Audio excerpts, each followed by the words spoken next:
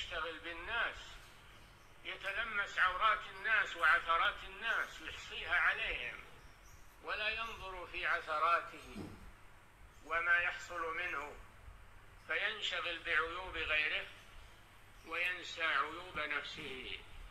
من الناس من يفني حياته ومجالسه وحديثه في الكلام بالناس، الكلام في الحوادث، الكلام في الأخبار، لكن لا يفكر في أعماله، لا يفكر في مصيره، لا يفكر في تقصيره، فيتوب إلى الله عز وجل. الأثر: طوبى لمن شغله عيبه عن عيوب الناس. من هو منا هذا الذي يشتغل بعيوب نفسه ولا يشتغل بعيوب الناس؟ اللهم إلا القليل، قليل ما هم. نسأل الله أن يجعلنا وإياكم منهم. فاشتغلوا بعيوب أنفسكم وحاسبوا أنفسكم وتوبوا إلى ربكم وتأهبوا للعرض الأكبر، يومئذ تعرضون لا تخفى منكم خافية.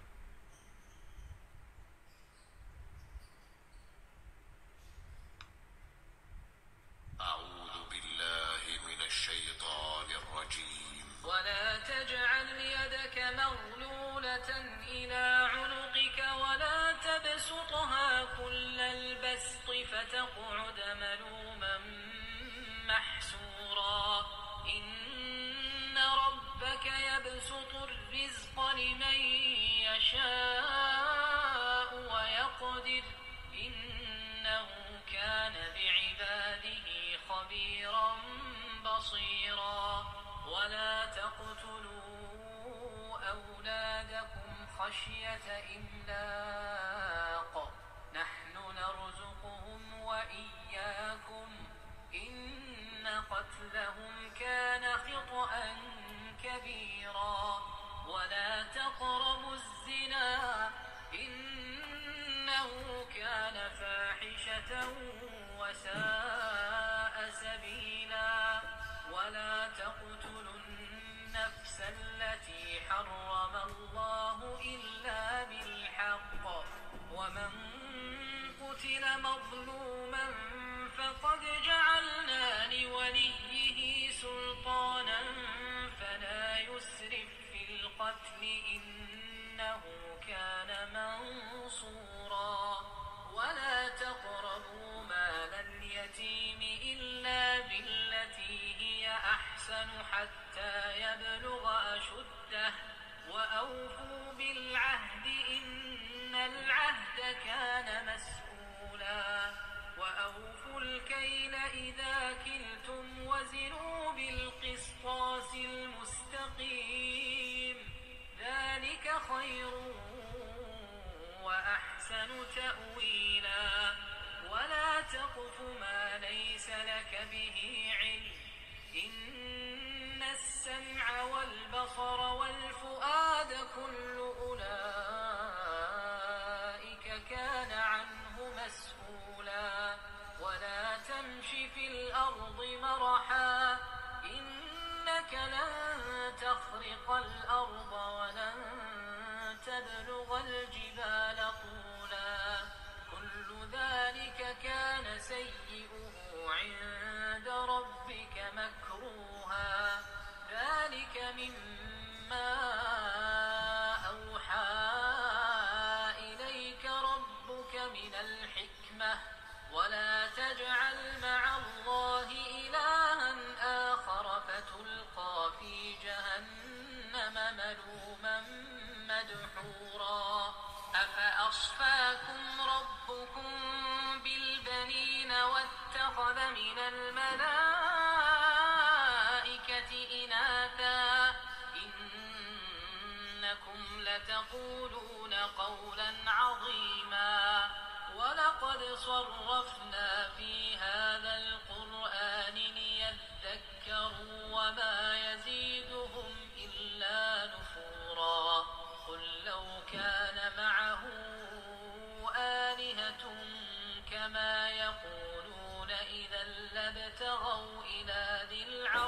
سبيلا سبحانه وتعالى عما يقولون علوا كبيرا تسبح له السماوات السبع والأرض ومن فيهن وإن من شيء إلا يسبح بحمده ولكن لا تفقهون تسبيحهم إنه كان حليما غفورا وإذا قرأت القرآن جعلنا بينك وبين الذين لا يؤمنون بالآخرة حجابا مستورا وجعلنا على قلوبهم أكنة أن يفقهوه وفي آذانهم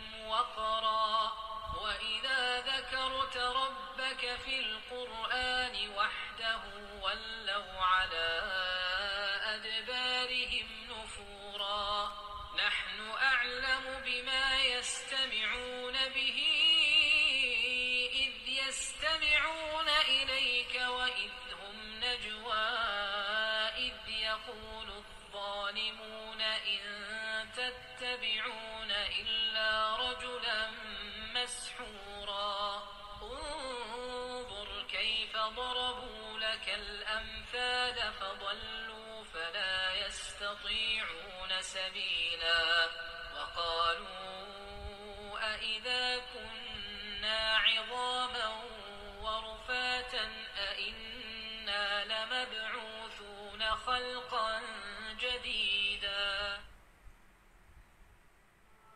يا صديقي، يا من تشتاق إلى زوجة ثانية تزوج، لا تحرم نفسك من متع الحياة.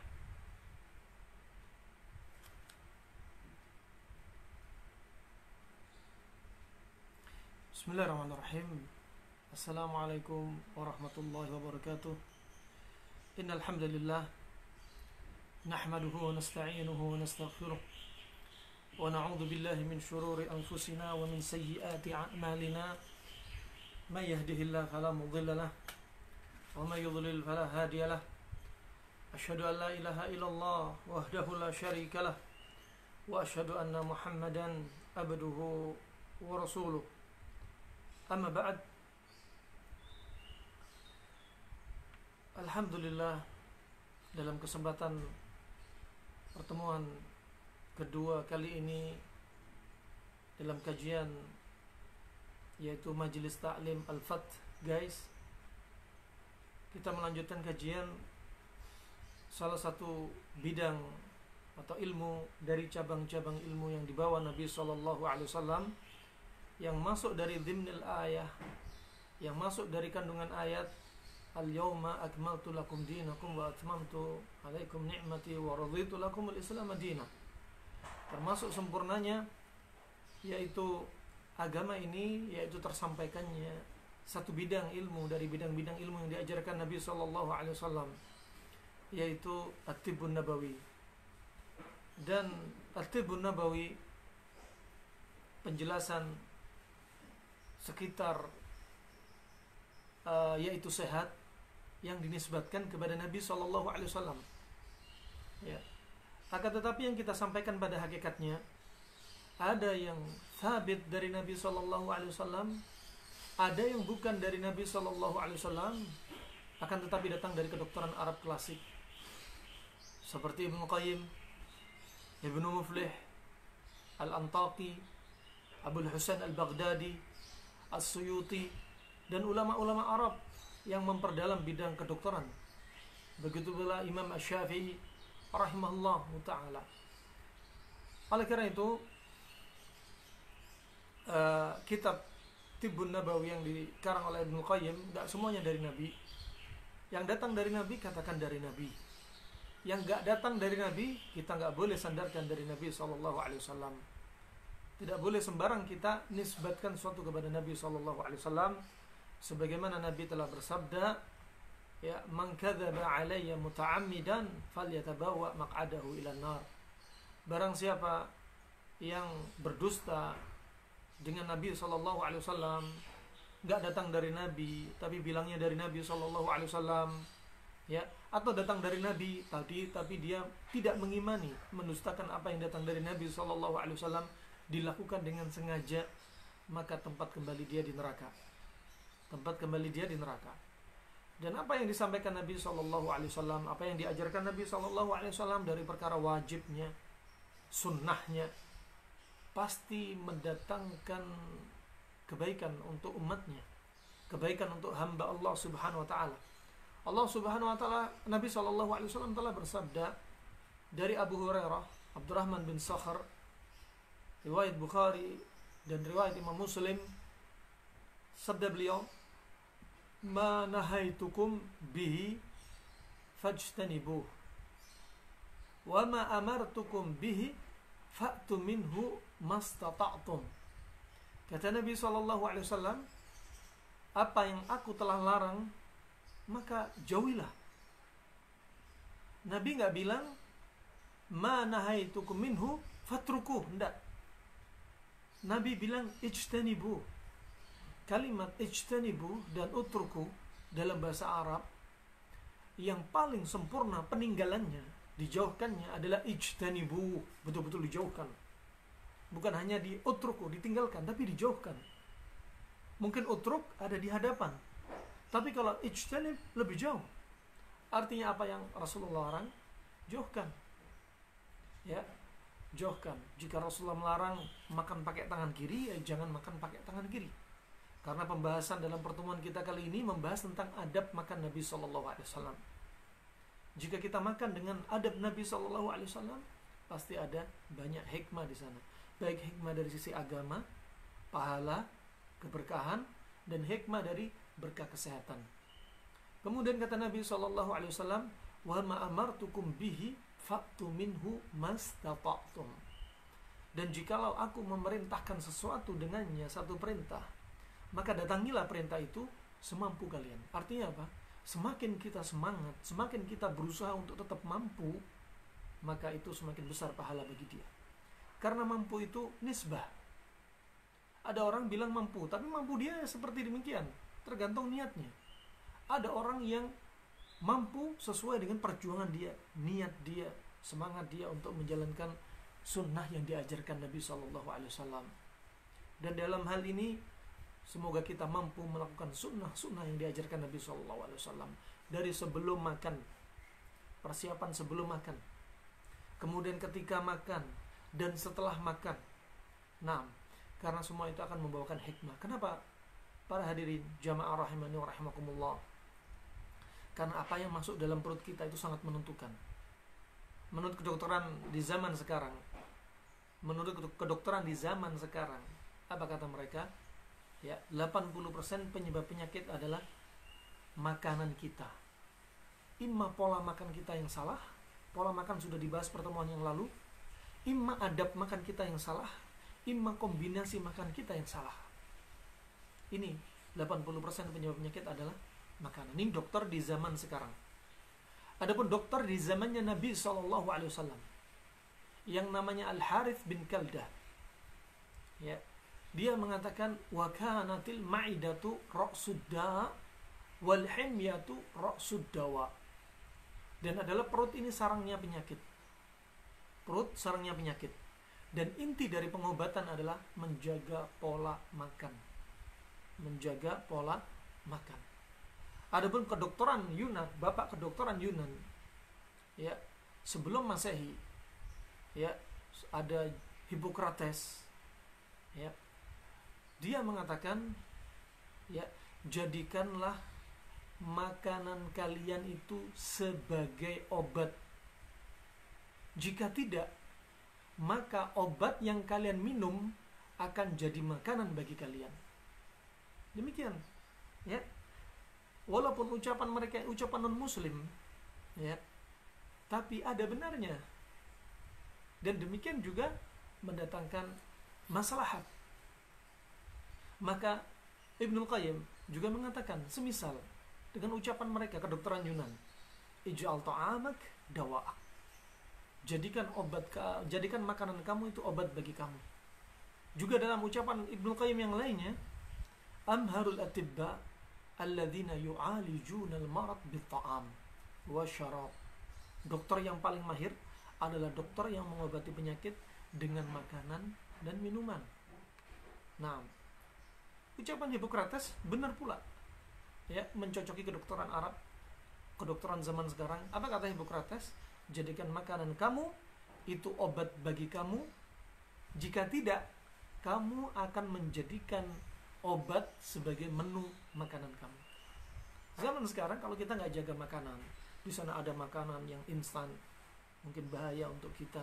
Ada makanan yang pengolahannya nggak bagus, ada yang bahannya nggak bagus, ada yang prosesnya sudah nggak baik, ya. Kemudian dia mengikuti nafsu dia untuk makan semua yang dia inginkan. Akhirnya dia sakit. Pergi ke dokter, apa? Akhirnya dapat resep, ya, 1 plastik isinya obat untuk dia. Gara-gara pola makan dia yang salah, akhirnya apa? Obat yang dalam 1 plastik itu jadi makanan pokok dia. Subhanallah. Nah, rahimani wa rahimakumullah jami'an. Ya. Allah Subhanahu wa taala sudah mengajarkan, berfirman dalam firman-Nya ini, falyanzuril insanu ila ta'ami. Hendaknya manusia itu melihat makanan yang dia makan. Sebagian ulama tafsir melihat, ya, mentafsirkan tafsir ayat ini dengan makanan itu, lihat bikin sehat atau bikin sakit, bikin proses tumbuh kembang, ya, semakin baik atau membuat malapetaka. Nah, demikian rahimani wa rahimakumullah jami'an. Jadi perkara menjaga kesehatan adalah perkara yang penting. Dan pertama, termasuk terpenting, terbesar, faktor terbesar dari menjaga kesehatan adalah pola makan, kombinasi makanan, memilih makanan, dan adab makan. Pada kesempatan kali ini kita membahas adab makan Nabi SAW. Anda makan menjalankan seperti apa yang diajarkan Nabi.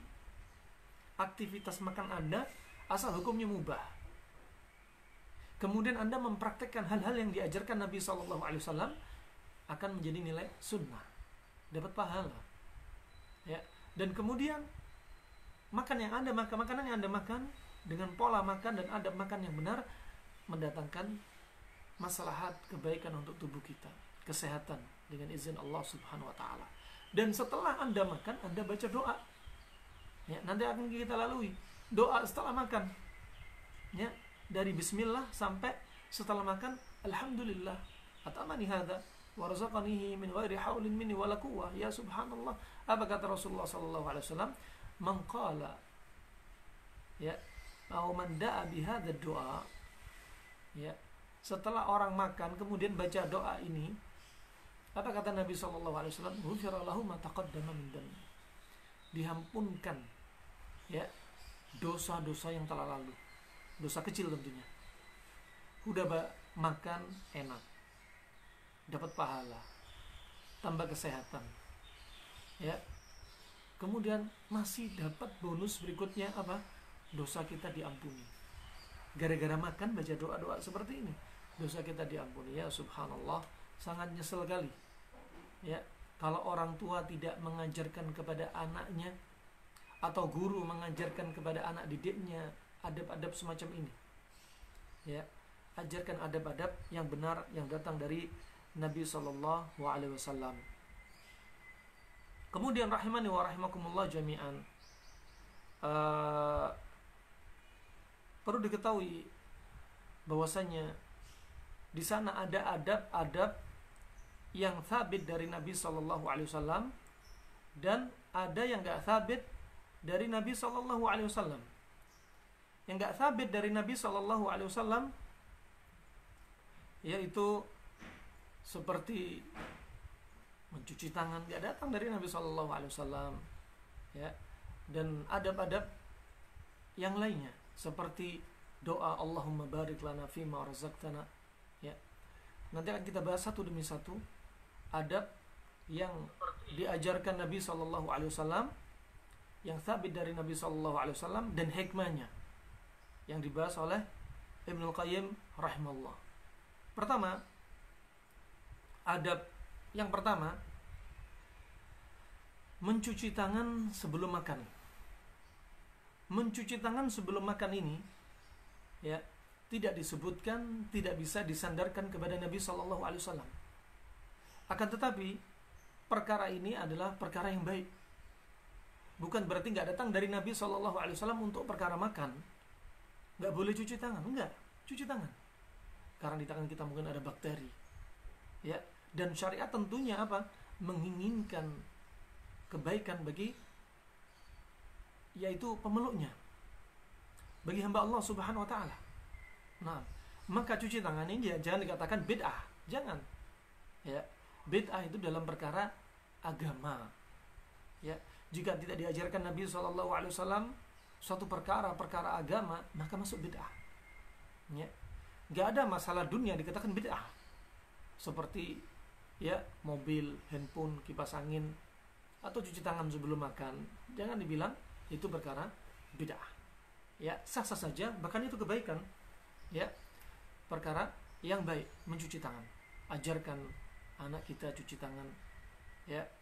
Kemudian pula di antara yang datang dari Nabi SAW ketika selepas bangun malam tidur yang begitu panjang, namanya tidur panjang biasanya akal kita sudah hilang. Ya, tidur panjang itu tidur malam hari. Ketika itu disebutkan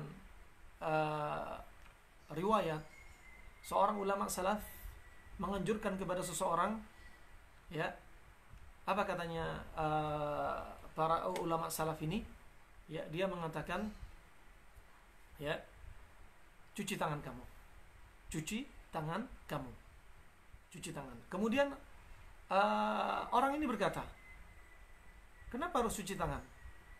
Dia kemudian ulama ini menyebutkan bahwasannya dari Abu Hurairah radhiyallahu an, Nabi sudah mengingatkan, ya, sebelum berwudu cuci tangan ketika pagi hari. Ketika pagi hari cuci tangan. Kemudian dia menyebutkan hadis Abu Hurairah ini dalam riwayat Imam Muslim pula. Apa kata dia? Kata seorang ulama alim ini, fa innaka la tadri ma qad ahdatha ba'dak. Sesungguhnya kamu tidak tahu apa, bukan demikian, kata Nabi SAW, fa innaka la tadri aina batat yadu. Sesungguhnya kamu tidak tahu di mana tangan kamu bermalam. Kemudian orang yang diajarkan tadi, makanya kalau diajarkan sunnahnya Nabi, kita harus ngikut. Ya, kalau Nabi nggak mengajarkan sesuatu dalam perkara agama, ya jangan dilakukan. Bukan dunia. Kalau Nabi mengajarkan sesuatu, ya jangan diselisihi. Ya, jangan diselisihi. Ya. Kemudian alim ulama ini mengajarkan agar ketika bangun tidur cuci tangan. Kemudian seseorang yang mengingkari sunnah Nabi ini mengatakan, kenapa demikian? Saya tahu di mana tangan saya tidur. Tangan saya tidur ya di kasur saya. Nabi mengingatkan, kenapa? Kalau orang sudah hilang akal, tidur dalam waktu panjang, gak tahu ketika paginya, ya, tangannya mungkin tidur di permisi, di kemaluannya, mungkin di duburnya. Makanya Nabi menganjurkan cuci tangan. Ya, cuci tangan. Akhirnya apa yang terjadi? Karena dia mengingkari sunnah yang diajarkan Nabi SAW, apa yang terjadi? Esok harinya, ya, tangan dia, permisi akramakumullah, dari ujung jari sampai sikunya masuk ke lubang duburnya sampai wafatnya dia. Kenapa? Mengingkari ajaran Nabi SAW. Makanya Allah berfirman, ya, falyahdharil ladzina yukhalifuna an amrih an tusibahum fitnah aw yusibahum adzabun alim. Kata Allah Subhanahu wa taala dalam firman-Nya, hati-hati orang yang menyelisih ajaran Nabi SAW. Jika menyelisih ajaran Nabi, dia akan ditimpa fitnah, ya. Dia akan ditimpa fitnah atau dia akan ditimpa azab yang pedih. Dan di sini kita ingin mempraktekkan sunnahnya Nabi ketika makan. Coba, Nabi mana yang mengajarkan dari makannya masuk kamar mandinya, ya, mengenakan pakaian. Gak ada nabi sesempurna Nabi Muhammad SAW mengajarkan syariat kepada umatnya. Dalam perkara makan diajarkan. Nah, ketika kita mengamalkan apa yang diajarkan Nabi SAW, ya, akan kita dapati keberkahan, baik keberkahan pahala ataupun keberkahan dalam sisi kesehatan. Rahimani wa rahimakumullah. Dia cuci tangan, silahkan cuci tangan, ya, dan diajarkan kepada anak-anak kita, ya. Tapi tidak boleh dari sisi pendalilan datang dari Nabi memerintah cuci tangan. Makanya kita bilang tibbun nabawi, yang datang dari Nabi katakan dari Nabi, yang nggak datang dari Nabi bukan dari Nabi. Cuci tangan ini nggak ada datang dari Nabi SAW, tapi perkara yang baik, ya, perkara yang baik. Kemudian adab yang berikutnya, kebiasaan Nabi SAW sering dia bertanya makanan yang ada di hadapannya. Sering dia bertanya makanan yang ada di hadapannya, ya. Nabi melihat khawatir makanan yang dimakan beliau itu haram, ya, atau makanan yang dimakannya itu sesuatu yang dia nggak suka. Makanya Nabi bertanya. Nabi melihat menu makanan yang dihidangkan di hadapannya, ya.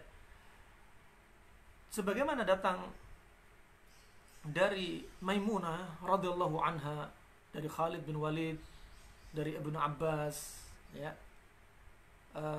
bahwasanya ketika Nabi SAW, ya, sebagaimana disebutkan dalam riwayat Imam Bukhari dan riwayat Imam Muslim, Nabi waktu itu dihidangkan 3 menu makanan.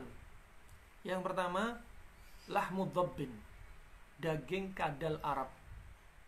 Lahmud dhabbin jangan diartikan seperti di negeri kita di Indonesia, diartikan apa? Daging biawak. Ini nasihat, ya, nasihat untuk para pemuda kaum muslimin di Indonesia, ya. Jangan kalau dinasihatin marah, menolak nasihat, jangan. Jika datang qala Allah, qala Rasulullah, berdada lebar. Harus menerima nasihat. Dan ini ciri-ciri orang yang mudah menerima hidayah, ya. Ketika kita lihat lahmud dhabbin, kita harus tahu lahmud dhabbin itu daging kadal di Arab. Kadal di Arab namanya kadal, jangan disamakan dengan biawak, jangan disamakan dengan komodo, ya. Kita lihat daging kadal Arab hanya makan apa coba? Makan serangga, makan tanaman herbal, nggak punya taring, nggak punya cakar, ya. Lain halnya dengan daging biawak, punya taring, punya cakar, makan tikus, makan ular, makan bangkai. Ini ciri-ciri hewan yang diharamkan Nabi SAW. Sampaikan kepada saudara kita yang mereka berburu pakai senapan, berburu biawak, jual beli, ini semua, ya, tidak diperbolehkan. Bedanya antara halal dan haram. Halal dan haram, ya. Istilah daging kadal Arab di sana harus kita lihat bagaimana. Al-hukm ani syai' far'un an tasawwurih. Harus dilihat, namanya kadal Arab nggak bisa disamakan dengan biawak. Kemudian menu yang kedua aqid, keju, dan menu yang ketiga saman, minyak sapi. Dari 3 menu ini Nabi SAW melihat. Nabi melihat, ma hadzal lahm. Nabi bertanya, daging apa ini? Kemudian para sahabat menjawab, hadzal lahmu dhabbin. Sepertinya Ibnu Abbas sama Khalid bin Walid ini sama Ibnu Abbas selepas berburu daging kadal Arab, kemudian dibawa ke rumah bibinya yaitu Maimunah, sehingga mereka ini mahram. Kemudian dimasak oleh bibinya dan kemudian dihidangkan di hadapan Nabi SAW. Nabi bertanya, ini seperti daging yang aneh. Makanya Nabi bertanya, aharamun ma hadzal lahm, daging apa ini? Kemudian sahabat menjawab, hadza lahmu dhabbin, ini daging kadal Arab. Kemudian sahabat bertanya, aharamunhu, daging ini haram. Itu kebiasaan, menunjukkan apa? Ilmunya para sahabat, ingin tahu kenapa Nabi nggak mau makan. Makanya apa? Selalu bertanya. Ketika ada orang yang berilmu di hadapannya, kesempatan untuk bertanya. Gali ilmu beliau, lain ilmu Nabi SAW. Kemudian setelah Nabi ditanya apakah daging ini haram, kemudian kata Nabi SAW, la, daging ini nggak haram. Innama huwa laisa bi'ardhi qaumi fa ana ajidu fi nafsi u'afu. Ini nggak haram, cuma kaum saya, kaum Quraisy itu menjaga dari makanan yang nggak biasa dimakan. Dan aku mendapati diriku nggak tega untuk makan daging biawak ini. Daging kadal Arab ini, bukan biawak. Daging kadal Arab ini. Kemudian di sini berarti faedah. Nabi kalau nggak suka nggak makan, ya. Dan nggak boleh memaksa seseorang untuk makan makanan yang dia nggak suka. Untuk makan makanan yang dia nggak suka. Dan momen yang lainnya juga pernah Nabi SAW ketika mendapati para sahabat selepas berburu dhaba. Dhaba, kalau dhab tadi daging kadal Arab. Kalau dhaba itu daging hiena. Itu binatang hiena. Hiena semacam atau sejenis anjing. Kalau Anda lihat mungkin di Bunbin, ya, kebun binatang, Anda sering lihat. Ya. Lihat penampilannya, subhanallah, ya seperti anjing. Kepalanya lebih besar, taringnya banyak, punya taring. Kemudian Nabi SAW ketika ditawari, Nabi tanya, daging apa ini? Setelah dikasih tahu daging hiena, Nabi nggak mau makan. Tapi Nabi membiarkan para sahabatnya makan. Juga daging kadal Arab juga demikian. Nabi membiarkan Khalid bin Walid dan Ibnu Abbas untuk banyak mereka makan dengan lahap, tapi Nabi nggak melarangnya.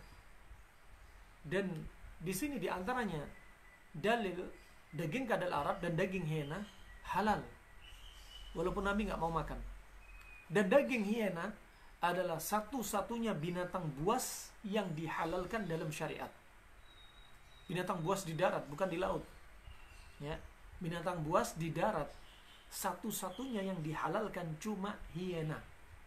Ya, punya taring, ya buas, ya. Cuma dia aja yang dihalalkan. Dengan dalil apa? Dalil hadis ini.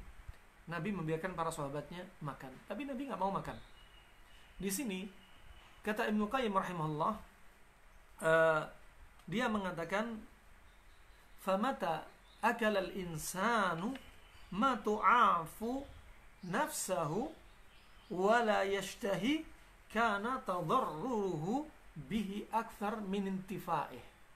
Kata Ibnu Qayyim, kapan seseorang, ya, dia itu makan sesuatu yang dia nggak tega, yang dia nggak punya selera, maka dampaknya adalah bahayanya lebih banyak daripada manfaatnya. Hati-hati makanya. Datang dari Abu Hurairah radhiyallahu an.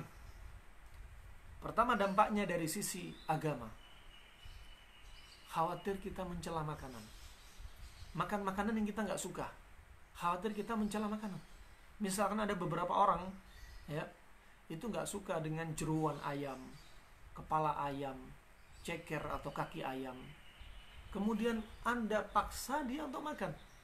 Contoh misal, sebagian orang suka, hobi. Sebagian orang lain nggak suka. Maka jangan dipaksa. Khawatirnya apa? Dalam sisi syariat, khawatir dia mencela makanan. Mencela makanan. Sebagaimana datang dari Abu Hurairah radhiyallahu an, ya, dari riwayat Imam Bukhari dan Muslim, kata Abu Hurairah, ma'aba Rasulullah sallallahu alaihi wasallam ta'aman qat. Ya, in ishtaha akala wa illa taraka. Jika Nabi senang langsung dimakan, kalau enggak langsung ditinggalin. Enggak usah dikomenin. Kata Imam Nawawi rahimahullah, jika kita mendapati satu makanan, istri kita masak, ya misal orang tua kita masak, kita katakan, kok asin banget ini makanan ini. Ucapan asin saja, kata Imam Nawawi, sudah masuk kategori mencela makanan. Tidak diperbolehkan. Ya, tidak diperbolehkan. Apalagi makanan yang bagi seseorang dia nggak tega untuk makan, nggak suka, kemudian dipaksa, maka jangan dilakukan hal tersebut. Ini efek dari sisi agama, bisa jadi mencela makanan. Efek dari sisi duniawi, kesehatan, apa yang terjadi? Khawatir timbul reaksi muntah. Makan, mindset, keinginan sudah nggak ada, tapi dipaksa masuk ke dalam perut, akhirnya muntah. Bisa jadi timbul reaksi alergi sebagai mekanisme pertahanan tubuh. Bisa jadi timbul diare, bisa jadi timbul gatal-gatal, ya, bisa jadi timbul demam. Ini semua kenapa? Jikalau dia memaksakan makan sesuatu yang dia nggak suka. Berikutnya, hadis yang berikutnya, ya, ini adab yang kedua. Kita sudah sebutkan beberapa hadis, ya. Masih adab kedua, hadis Nabi SAW, riwayat Imam Tirmidzi dengan sanad yang hasan, ya. Dan kata beliau SAW, la tukrihu mardakum bi ta'am wa syarab. Jangan paksa orang yang sakit di antara kalian dengan makanan dan minuman. Fa inna Allah tabaraka wa ta'ala yut'imuhum wa yasqihim. Ya, jangan paksa orang di antara kalian yang sakit untuk makan dan minum. Karena Allah lah yang memberi makan dan minum. Kalau ada orang yang sakit, nafsu makan hilang, jangan dipaksa. Ya, jangan dipaksa. Ini ajaran Nabi SAW. Kalau dipaksa, justru bahayanya lebih banyak daripada manfaatnya. Ya, ini Nabi ngajarkan kepada umatnya. Kalau ada anak Anda sakit, jangan dipaksa. Ayo nak, makan nak. Kalau kamu nggak makan, nanti awas, nanti kamu nggak tak kasih uang jajan. Jangan. Ya, istrinya sakit, dipaksa makan, jangan. Ya, itu memang mekanisme pertahanan tubuh dia. Ya, mekanisme pertahanan tubuh dia. Kita lihat, ya, kucing, anjing, burung dara, ular sekalipun, kalau mereka sakit, mereka ini tidak mau makan. Mereka tidak mau makan. Ternyata apa? Dengan mereka menjauhi pantangan makanan, ternyata apa? Itu adalah sistem pertahanan tubuh dia untuk naikkan sel darah putih dia yang baru dan menghancurkan sel darah putih yang lama, untuk menjadikan sel-sel yang baru dan sel yang lama dihilangkan. Itu mekanisme pertahanan tubuh. Termasuk dalam hal ini puasa Ramadan. Orang yang puasa 3 hari saja berturut-turut, sel darah putih dia naik drastis, ya, sehingga apa? Imun dia semakin naik. Maka sungguh ceroboh orang yang mengatakan jangan puasa di bulan Ramadan, karena bulan Ramadan di negeri kita ini sedang ada wabah COVID-19. Nanti kalau kalian puasa, imunnya akan turun. Kalau imun turun, rentan tertular wabah. Ini salah. Ya. Allah sudah berfirman, wa antasumu khairul lakum in kuntum ta'lamun. Dan hendaknya kalian puasa. Sesungguhnya puasa kalian itu untuk apa? Sebenarnya kebaikan bagi kalian jika kalian mengetahuinya. Ternyata dengan puasa imun semakin naik. Imun semakin naik. Ada di dalam puasa ini ada proses autofagi. Yang dengan proses ini, mekanisme tubuh ini, dengan puasa ini, dengan mengurangi makanan, ternyata saat itu sel tumor, sel kanker dihancurkan. Ya, dihancurkan. Nah, barakallahu fikum. Sebagaimana salah satu artikel yang ditulis oleh saudari kita, ya, di sini ada Bu Naimah Hamid Balfas, ada saudari kita dari Bogor, namanya Ibu Sofia Balfas, masya Allah, ya, beliau sudah testimoni manfaat dari puasa, ya, barakallahu fikum.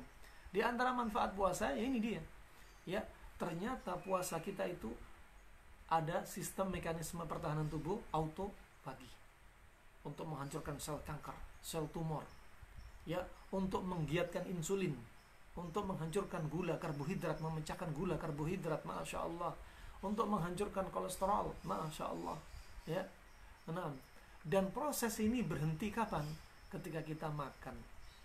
Ternyata dengan kegiatan kita makan, ternyata apa? Di saat itulah semakin kita banyak makan, mekanisme pertahanan tubuh turun.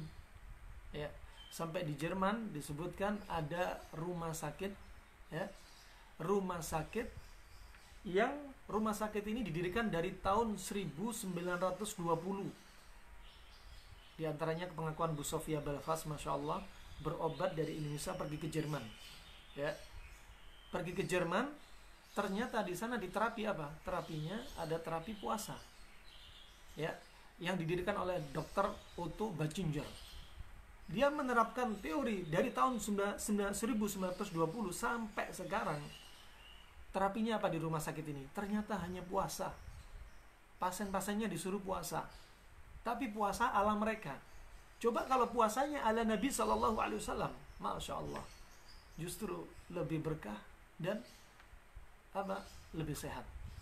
Ya, mereka menyebutkan teori mereka namanya the Bachinger therapeutic fasting. Ya, terapi puasa ala Bachinger. Kalau kita masya Allah terapi puasa ala Nabi Shallallahu Alaihi Wasallam, tapi ini jangan niatkan puasa kita terapi, ibadah karena Allah. Adapun hikmah di baliknya itu hanya mengikuti saja, Barakallahu fikum. Dan ini yang faedah dari adab yang kedua. Rahimani wa rahimakumullah. Ya, 4-5 menit kita baru membahas 2 adab Nabi Shallallahu Alaihi Wasallam. Adab yang berikutnya yaitu adab yang ketiga. Adab yang ketiga yaitu at-tasmiyatu qablal akli. Menyebut nama Allah sebelum makan. Ya. Makanya kita katakan tadi Tibun Nabawi. Kita bahas di sini berdasar apa? Hadis-hadis yang sahih. Kita nggak boleh berdalil dengan hadis yang lemah, hadis yang palsu, hadis yang dibikin-bikin, nggak boleh. Kita hanya boleh beramal dengan hadis hasan atau sahih. Makanya kembali kepada qala Allah, qala Rasulullah dengan apa? Kalau firman Allah jelas semuanya sahih. Ya, tapi kalau hadis Nabi sallallahu alaihi wasallam ini yang perlu diteliti. Naam. Dan kita beramal dalam perkara ibadah cari hadis yang sahih dan yang hasan. Enggak boleh hadis yang palsu atau hadis yang lemah. Ini prinsip dari agama Bapak-bapak, Ibu-ibu. Ya. Naam. Dan adab yang ketiga yaitu baca bismillah. Dalilnya apa? Baca bismillah. Jangan salah paham. Bukan bismillahirrahmanirrahim, bukan. Ya. Bukan bismillahirrahmanirrahim. Dan juga bukan Allahumma barik lana fima razaqtana. Ya, bukan demikian. Ya, bukan demikian. Maka yang benar adalah dengan cukup bismillah. Cukup bismillah. Barakallahu fikum. Ini yang benar. Dalilnya apa? Dalilnya adalah sebagaimana yang disabdakan Nabi SAW dari Ummu Kulthum, dari Aisyah radhiyallahu anha, bahwasanya Rasulullah SAW jika makan dan bersama sahabatnya makan, Nabi memerintah, ingat perintah, falyadhkur ismallah alaih, bacalah bismillah. Bacalah bismillah. Ini perintah dari Nabi SAW. Ya. Pertama, hikmahnya apa? Ya, sebelum masuk hikmah, juga bagaimana kalau kita makan saking asyiknya, saking nafsunya begitu besar, makan lupa nggak baca bismillah. Ya. Juga diajarkan oleh Nabi SAW, fa inna siya ayatku rasmallahi ta'ala fi awalihi falyaqul bismillahi awwalahu wa akhirahu. Hadis ini hadis yang sahih riwayat Imam Tirmidzi, Abu Dawud, Ibnu Majah, disahkan oleh Syalbani rahimahullah. Disahkan oleh Syalbani rahimahullah. Jika Anda lupa, ya, atau Anda makan bersama anak Anda, ya, anak Anda lupa, atau Anda nggak tahu anak Anda lupa apa enggak, tanyain, wahai anakku, sudah baca bismillah belum? Ya Allah, lupa ya Ummi. Ya. Maka apa? Ajarkan kepada dia. Katakan, baca bismillahi awwalahu wa akhirahu. Ajarkan kepada mereka demikian. Ya, ajarkan kepada mereka. Nah, dan di sini hikmahnya apa? Kita harus paham. Bismillah, selesai. Gak usah dibaca lengkap bismillahirrahmanirrahim. Karena kalimat yang diperintah oleh Nabi SAW, falyadhkur ismallah alaih. Maka baca bismillah. Seandainya bismillahirrahmanirrahim, ya, Nabi akan bilang apa? Ya, akan bilang tabasmal. Bacalah bismillahirrahmanirrahim. Demikian. Tapi Nabi bilang cuma semillah. Ya. Samillah. Demikian ketika menyembelih hewan kurban juga demikian coba. Membelih sembelihan apa? Tusammi. Ya. Baca bismillah dengan nama Allah, bukan bismillahirrahmanirrahim. Ini dalilnya. Ya, juga bukan doa yang masyhur yang kita sejak kecil diajarkan, Allahumma barik lana fi ma razaqtana. Kenapa? Karena tidak sahih dari Nabi SAW. Ya, maka kita ajarkan kepada anak kita, keluarga kita yang sahih-sahih saja. Jangan yang nggak sahih diajarkan. Ya. Nah, barakallahu fikum. Hikmahnya apa coba? Bismillah. Anda mungkin tahu artinya bismillah? Artinya bismillah apa? Dengan nama Allah. Tapi kita harus paham apa sih maksudnya dengan nama Allah? Di sini ada pelajaran akidah, ada pelajaran tauhid pula. Dari Nabi SAW hanya kalimat bismillah. Ya, bismillah. Ba di sini dalam bahasa Arab, menurut ahlu sunnah wal jamaah, ba di sini adalah lil isti'anah. Artinya apa? Minta tolong dengan nama Allah. Saya minta tolong, saya makan. Allah akan permudah urusan Anda, makanan Anda masuk ke dalam perut kerongkongan. Allah ya akan permudah Anda makan, ya. Dan dengan izin Allah, semoga dengan makanan ini jauhkan dari penyakit. Kita minta tolong kepada Allah Subhanahu wa taala. Kalau orang makan baca bismillah hanya rutinitas, itu enggak selezat rasanya ketika kita apa? Jadikan dalam pemahaman kita bismillah dengan nama Allah saya makan. Tapi kalau hanya rutinitas seperti sholat hanya rutinitas, menunaikan ibadah wajib 5 waktu, itu enggak lezat sholatnya. Tapi tatkala dia mau sholat, menghadap kepada Allah Subhanahu wa taala, ingin berjumpa dengan Allah, ingin dialog dengan Allah Subhanahu wa taala, ingin berjumpa dengan pencipta semua makhluk, nilainya lebih, lezatnya lain. Makanya ketika menjadikan satu perkara, terutama ibadah, wajibnya, sunnahnya, jangan jadikan hanya sekedar menunaikan kewajiban kita. Bukan. Lebih dari itu, nikmati. Bismillah dengan nama Allah Subhanahu wa taala. Saya minta tolong. Bismillahi aktub. Bismillah saya mencatat. Bismillah saya hadir kajian. Barakallahu fikum. Kemudian rahimani wa rahimakumullah, tatkala ada seorang sahabat makan bersama Nabi SAW dan sisa makanan dia sisa 1 suap atau 2 suap. Kemudian Nabi berkata kepada dia, hal sammait? Kamu sudah baca bismillah? Kemudian kata sahabat ini apa? Lama ya Rasulullah. Aku belum baca bismillah ya Rasulullah. Ya, kul bismillahi awwalahu wa akhirahu.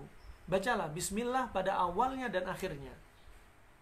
Kemudian setelah diajarkan doa ini dan sahabat ini membaca doa ini, ya, kemudian apa yang terjadi? Nabi tertawa. Kemudian sahabat bertanya, "Ma'at hakak ya Rasulullah? Kenapa engkau tertawa ya Rasulullah?" Sesungguhnya setan muntah setelah kamu baca bismillah.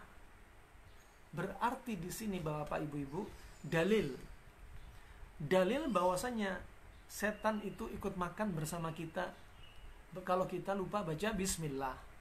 Ya, banyak pula ketika masuk rumah doanya apa? Bismillahi assalamualaikum. Kalau di dalamnya ada orang. Kalau di dalamnya nggak ada orang, ya.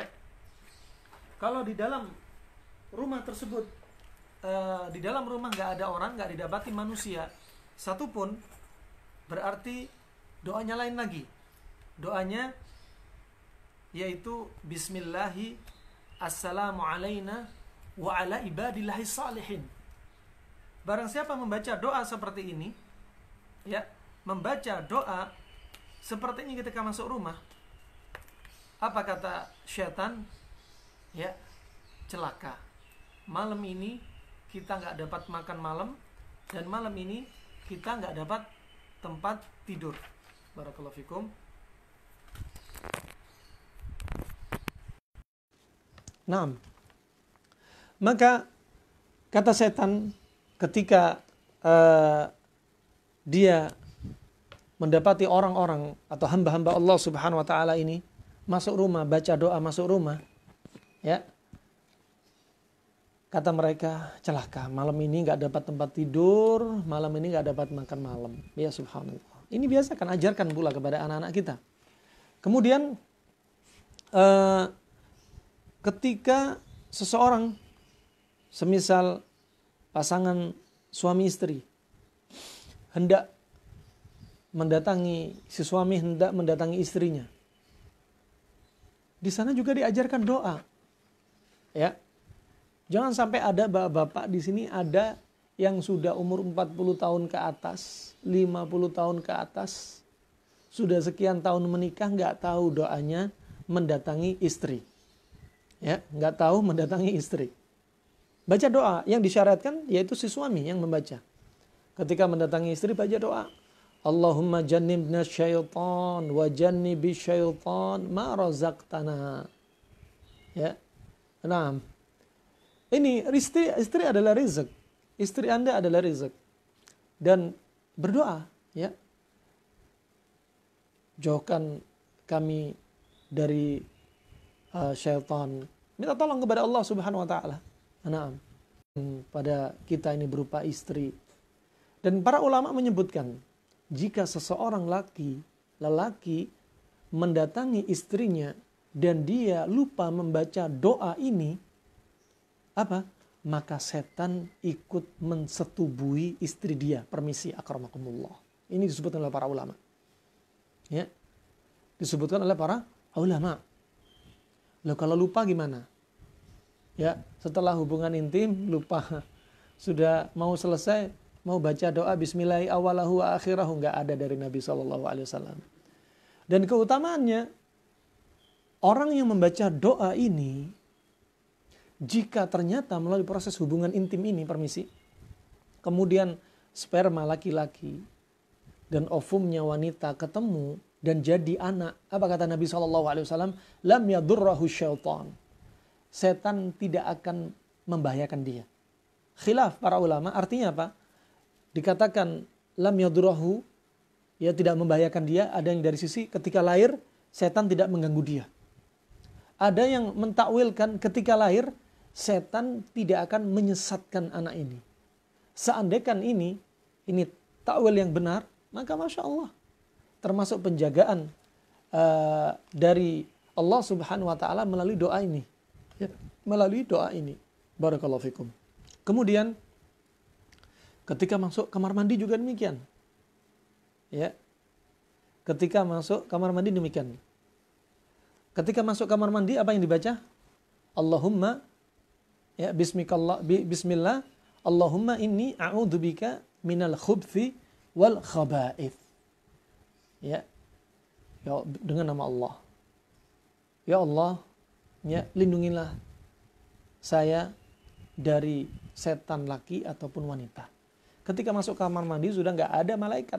Malaikat nggak masuk kamar mandi. Setan yang ada di kamar mandi. Makanya jangan lama-lama di kamar mandi. Sebagian ulama seperti Syekh Sulaiman Ruhaili menyebutkan, makanya di sini ketika adzan berkumandang, jangan Anda di kamar mandi. Karena ketika adzan berkumandang, setan itu lari terbirit-birit sampai permisi kentut dengan suara yang keras, biar gak dengar suara adzan, dan larinya diantaranya ke tempat yang jorok seperti kamar mandi. Nah, nasallallahu afiyah. Nah, ini rahimani wa rahimakumullah jami'an. Ya. Nah, baca bismillah sebelum makan itu penting, ajarkan kepada anak-anak kita. Kemudian rahimani wa rahimakumullah, adab yang berikutnya adalah makan. Adab yang keempat adalah makan dengan menggunakan tangan kanan. Menggunakan tangan kanan. Ya, tangan kanan digunakan. Dengan alasan apapun, tetap tangan kanan. Kalau tersedak, minum tetap tangan kanan. Ya. Kemudian ngambil sesuatu tetap tangan kanan. Ya.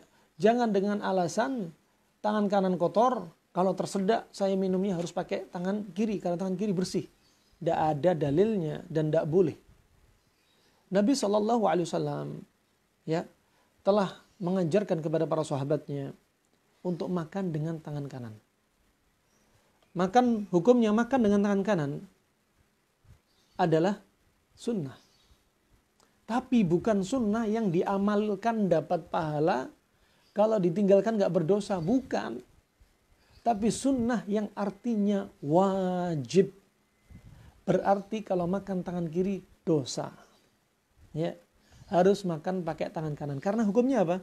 Sunnah yang artinya wajib.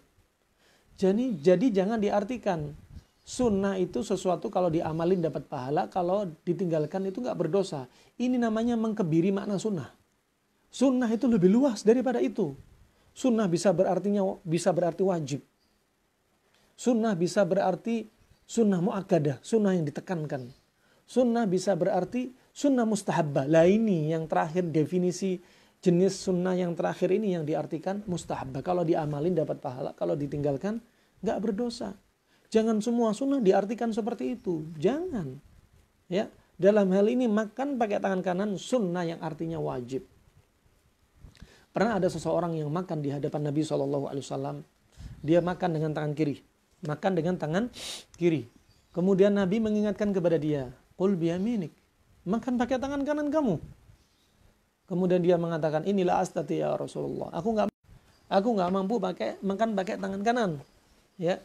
Kemudian karena dia menyelisih Rasulullah ada di hadapan dia, masih hidup, bibirnya berucap bagaimana. Ya. Ini langsung dari Allah, ya, melalui hadisnya Nabi SAW. Dia ternyata masih apa? Menolak ajaran Nabi. Akhirnya apa yang terjadi? Yang terjadi setelah itu, tangan kanannya dia lumpuh sampai akhir hayatnya. Tidak bisa mengangkat tangan kanannya lagi. Sehingga seumur hidup dia makan pakai tangan kiri. Kenapa? Menyelisih ajaran Nabi. Makanya hati-hati bapak-bapak, ibu-ibu, ya. Menyelisih ajaran Nabi bisa jadi apa? Ada ajaran Nabi, datang dari Nabi, tapi dilanggar. Yang kedua, bukan dari Nabi, tapi dipaksakan dilakukan. Yaitu dalam perkara agama sekali lagi. Makanya hati-hati. Ya, hati-hati.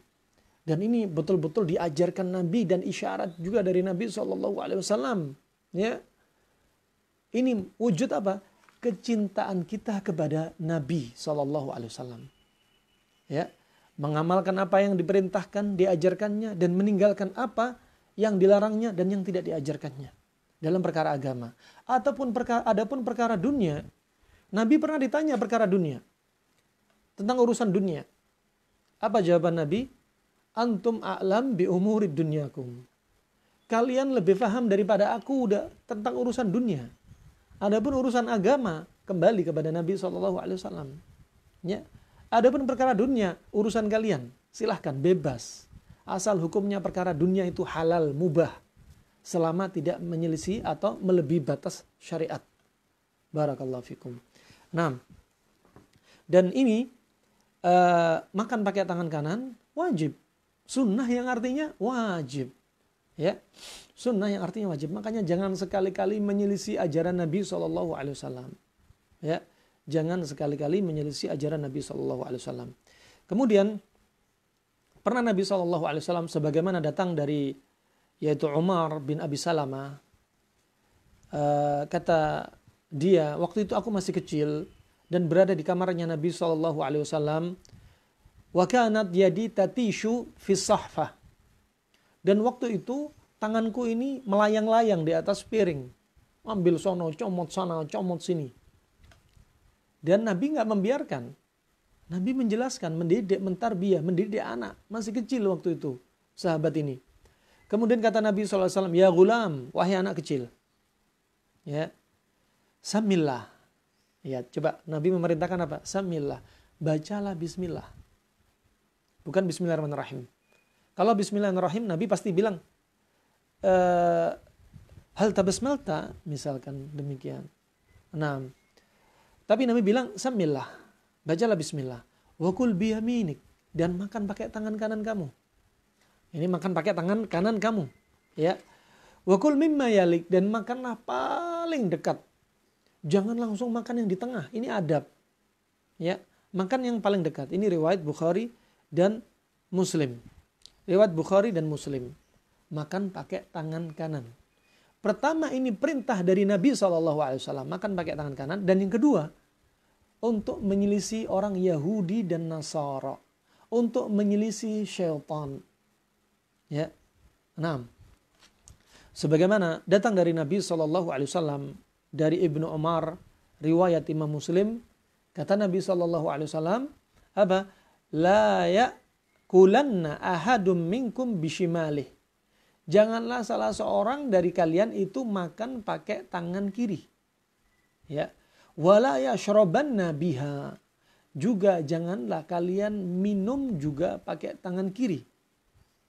Fa inna syaitana ya'kulu bishimalih wa yashrabu biha. Karena setan itu makan pakai tangan kiri dan minum pakai tangan kiri. Makanya kita diperintah untuk menyelisih syaitan, menyelisih Yahudi dan Nasara. Ya, seperti contoh ketika buka puasa, sunnahnya apa? Takjil. Apa artinya takjil? Menyegerakan. Bukan berarti menyegerakan belum adzan langsung makan, bukan. Tapi ghurubus syams, adzan maghrib berkumandang, langsung dia cepat-cepat makan. Kenapa? Karena Yahudi dan Nasara, ya, mereka itu mengakhirkan waktu buka. Kapan? Ketika mulai bermunculan bintang-bintang di langit, mendekati waktu Isya. Begitu pula ketika sahur. Ya, kita dianjurkan Nabi SAW untuk sahur. Bahkan dikatakan dari Abu Darda, dari riwayat Ibnu Hibban, kata Nabi SAW, huwa ghidha'ul mubarak. Sahur adalah menu yang penuh dengan keberkahan. Sahur. Ya. Kemudian kata Nabi SAW dalam riwayat Imam Muslim, kata beliau, al-faslu ma baina siyamina wa siyami ahlil kitab aklatus sahur.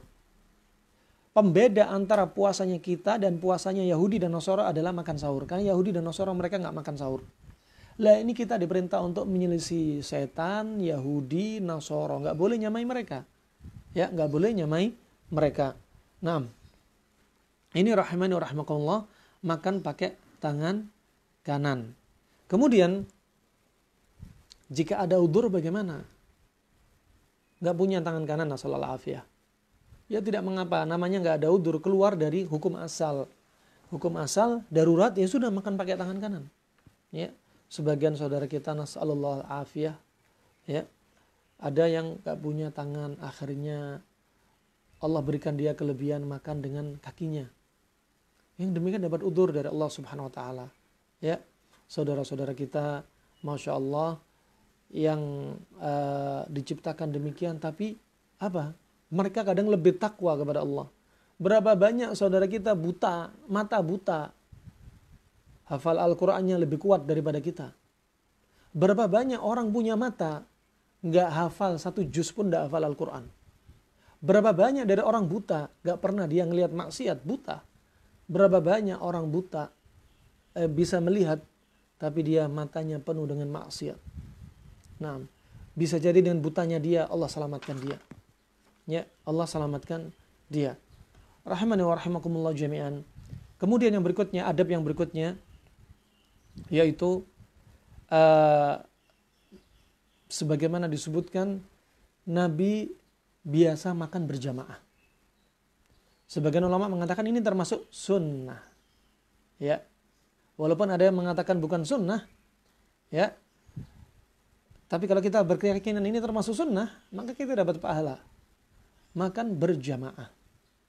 Jadi kalau anak lagi berangkat sekolah, jangan dibiarkan makan sendiri, sediakan piring makan sendiri. Anak, bapak, ibu harusnya ada dalam satu waktu makan rame-rame. Satu nampan, satu piring besar, kemudian makan bareng-bareng. Hikmahnya sangat banyak. Di antara hikmahnya yang pertama, didapati keakraban. Hikmah yang berikutnya, apa? Makanan bisa jadi lebih halus. Nggak mungkin mereka makan diam-diaman, pasti sambil bicara. Dan di sini juga di antara hikmahnya, sebagian memasukkan bahwasanya makan sambil bicara itu adalah sunnah. Ada sebagian lain berpendapat makan sambil bicara bukan dari sunnah. Ya. Tapi di sana ada yang mengatakan sunnah. Kenapa? Karena Nabi membiasakan makan dengan istrinya sambil bicara, makan dengan para sahabatnya sambil bicara. Ya. Bahkan lebih dari itu, syariatnya orang Yahudi, kalau mereka makan, mereka diem-dieman. Tidak boleh makan sambil bicara. Sedang kita sekali lagi ya diperintah untuk menyelisih orang-orang kufar, Yahudi dan Nasara. Selisih orang Yahudi. Sehingga kalau makan sambil bicara. Ya, jangan ketika makanan ada di mulut penuh, Anda sambil bicara. Oh, gimana kabar kamu? Demikian apa? Tidak mencocoki adab juga.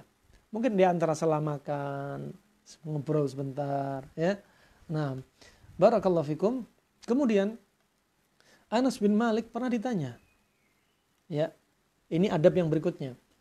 Fakaifa kana ma'idatun Nabi sallallahu alaihi wasallam? Bagaimana dahulu meja makannya Nabi sallallahu alaihi wasallam? Ya. Kata Anas bin Malik, wa kana ma'idatuhu sufrah. Meja hidangan Nabi sallallahu alaihi wasallam adalah sufrah. Sufrah itu seperti alas yang dibentangkan.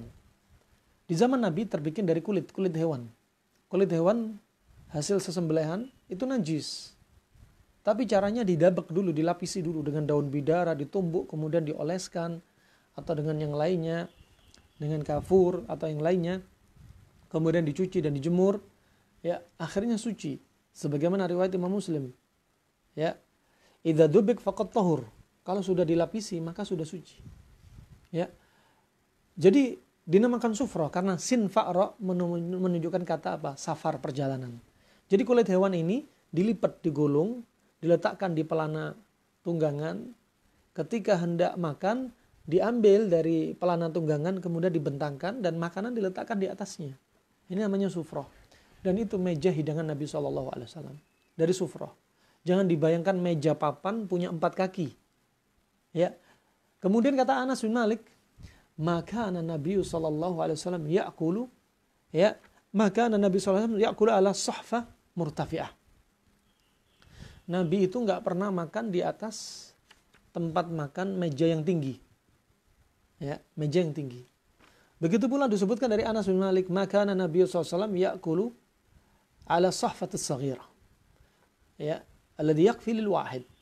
Nabi SAW nggak pernah makan satu piring kecil yang satu piring cukup untuk satu orang. Berarti di sini juga menunjukkan dalil seringnya Nabi itu makan berjamaah. Pernah disebutkan dalam riwayat pula ketika Nabi SAW berada di kota Makkah, Nabi SAW ditawari oleh penduduk dari Makkah untuk ditawari makan yang dalam menu makanan itu satu piring satu orang. Nabi menolak. Dan Nabi lebih memilih orang yang waktu itu melihat penduduk dari Yaman makan satu piring berjamaah. Sehingga Nabi makan bersama mereka. Satu piring berjamaah. Ya subhanallah. Ini termasuk adab dari sekian adab. Kata Ibnu Qayyim, apa hikmahnya makan berjamaah di bawah? Ya, bukan berarti makan di atas meja hukumnya makruh, hukumnya haram. Enggak. Sah-sah saja. Boleh-boleh saja makan di atas meja.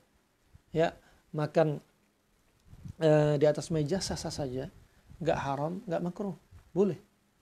Tetapi lebih sempurna makan di bawah. Kenapa demikian kata Ibnu Qayyim? Karena anatomi usus, ketika makannya di bawah, lebih memungkinkan makanan itu turunnya pelan-pelan. Ya.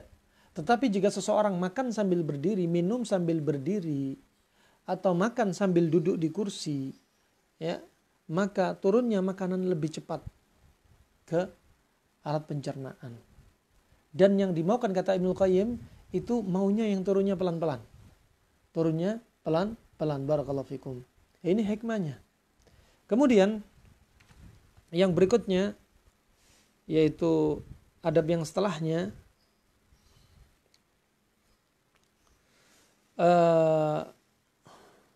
tidak meludah ketika sedang makan. Ini dari sisi adab saja, artinya tidak sopan saja. Ya, tidak sopan. Ketika makan sambil buang ingus atau sambil mengeluarkan dahak, ini nggak boleh, nggak sopan. Dan apalagi sambil makan buang angin, apalagi dikeraskan. Permisi akramakumullah. Ini bukan termasuk adab. Ya, lain hukumnya kalau nggak disengaja. Nah, dan yang ini tidak datang dari Nabi SAW, tapi termasuk adab seorang muslim. Adab seorang muslim begitu mulia. Dan yang berikutnya, adab yang berikutnya yaitu bagaimana makannya Nabi SAW. Nabi kalau makan pakai 3 jari. Ya, 3 jari. Ibu jari, kemudian telunjuk, kemudian jari tengah. Ya, makan dengan 3 ibu jari. Kata Syekh Ibnu Utsaimin rahimahullah, kalau nggak bisa 3 jari, jari manis bisa membantu, tidak mengapa. Ya. Dan ini menunjukkan agama yang diajarkan Nabi SAW. Bahkan perkara urusan dunia, urusan makan, tapi juga diajarkan. Ya, barang siapa yang mengamalkan sunnah-sunnah ketika makan, dia dapat pahala. Ini Nabi makannya, kalau kita contoh, makan cuma 3 jari. Dan 3 jari itu di tengah-tengah. Tengah antara berapa? Tengah antara 1 dan tengah antara 5. 3 jari. Menunjukkan apa? Sebaik-baik perkara itu di tengah. Nggak boleh ekstrem kanan. Makan pakai 5 jari dimasukkan semua. Sehingga makanan banyak yang jatuh. Atau bisa menyebabkan dia tersedak. Ya. Juga kalau makan nggak boleh ekstrem kiri. Ekstrem kiri makan pakai 1 jari. Kebiasaan para raja dan orang sombong. Mengambil makanan seperti menghinakan makanan sambil dicolok begitu. Ya. 1 jari. Yang demikian ini ya nggak boleh. Ya. Nah, terus bagaimana hukumnya makan dengan sendok? Tidak mengapa. Tidak masalah. Sah-sah saja boleh. Tetapi yang lebih mencocoki sunnah, makan pakai 3 jari. Makan pakai 3 jari. Juga di antara hikmahnya, tangan-tangan kita ini ada badannya enzim. Sehingga kalau makan pakai 3 jari, di antaranya apa? Ada enzim-enzim yang bercampur dengan makanan sehingga membantu proses pembusukan untuk memudah pencernaan. Ya, ada sebagian makanan yang sebenarnya nggak boleh bercampur dengan logam. Ya, ya, yang demikian, seperti demikian, tentunya lebih sempurna makan pakai jari. Makan pakai jari jemari. Barakallahu fikum. Dan yang berikutnya adalah memungut makanan yang jatuh. Ini sunnah yang dilupakan. Kalau ada makanan jatuh itu dipungut. Dipungut, dibersihin, dimakan lagi. Ya, dimakan lagi. Kalau Anda nggak tega, misalkan lantainya kotor banget, ya sudah, nggak usah. Ini artinya yang memungkinkan. Juga termasuk demikian kalau Anda mungkin ada di restoran atau di tempat-tempat yang di situ banyak makanan jatuh, ya, hendaknya makanan itu dimuliakan. Termasuk ikram ta'am, memuliakan makanan. Kalau ada makanan jatuh, sudah kotor di bawah, anggaplah roti kotor di bawah, jangan Anda tinggal diam. Diinjak oleh sekian banyak orang yang berlalu lalang, selamatkan, ambil tisu mungkin, selamatin, biar tangan Anda nggak kotor, masuk kantong sampah. Ya. Atau kalau daging kasih hewan, ya, jangan dibiarkan, karena kita harus memuliakan makanan. Makanan jangan dihinakan. Barakallahu fikum. Kemudian yang berikutnya, ketika makan jangan sambil keras melakukan apa? Sendawa. Ya, melakukan sendawa dengan keras. Yang demikian ini apa? Dibenci oleh Nabi SAW. Dibenci oleh Nabi SAW. Ya. Dan Nabi SAW melarang yang demikian. Ya. Nabi SAW melarang yang demikian. Ketika ada orang yang sendawa, kemudian Nabi langsung mengingatkan dia. Nabi mengingatkan dia. Ya. Kata Nabi SAW, Kuffa anna jusha'ak. Ya, tahan dari kami sendawa kamu. Ya, permisi ya. Habis sedang makan, setelah makan atau sedang makan, permisi, mengeluarkan udara dari dalam. Ya, suara sendawa dengan keras. Ini bukan termasuk adab. Nabi melarang. Kuffa anna jusha'ak. Tahan sendawa kamu dari kami. Nabi enggak suka. Ya, Nabi nggak suka. Pertama, suaranya menjijikkan. Kedua, yang keluar itu hawa yang kotor. apalagi ketika sedang makan. Ya, bernafas di atas makanan, di atas minuman aja nggak boleh, apalagi sendawa. Nah, nggak boleh. Barakallahu fikum. Itu diantara adab makan yang diajarkan Nabi SAW. Dan berikutnya rahimani wa rahimakumullah, ketika makan bagaimana posisinya? Ya, telah disebutkan dari Nabi SAW, riwayat Imam Bukhari, kata beliau, la akulu wa ana muttaki. Aku enggak makan sedangkan aku dalam keadaan berittika. Kata Ibnu Qayyim rahimahullah, apa itu ittika? Ada 3 tafsir. Tafsir yang pertama ittika adalah al-mutarabbi atau murabbi'an, yaitu duduk bersila. Ya. Kemudian tafsir yang kedua yaitu i'timad ala syai', yaitu bersandar, sambil makan sambil bersandar. Dan pendapat yang ketiga yaitu ittika, yaitu miring kepada salah satu sisi. Misalkan anggaplah sambil makan ini ada bantal, sambil tiduran miring demikian, kemudian makan. Atau salah satu sisinya, yang lainnya, kanan atau kiri. Apalagi tidur. Dan pendapat yang ketiga ini adalah yang lebih banyak. Ya, pendapat yang ketiga itu miring kepada salah satu sisi. Termasuk juga nggak boleh tidur. Lah kemudian bagaimana makannya Nabi SAW? Makannya Nabi SAW tentunya tadi yang pertama tidak ittika, sebagaimana dalam hadis yang lainnya yang menunjukkan bahwasannya pendapat yang ketiga ini itu lebih mendekati kebenaran. Di sana ada hadis yang lain, yaitu kebiasaan makannya para raja. Ya, sebagaimana disebutkan oleh Al-Hafidz Ibnu Hajar dalam Fathul Bari.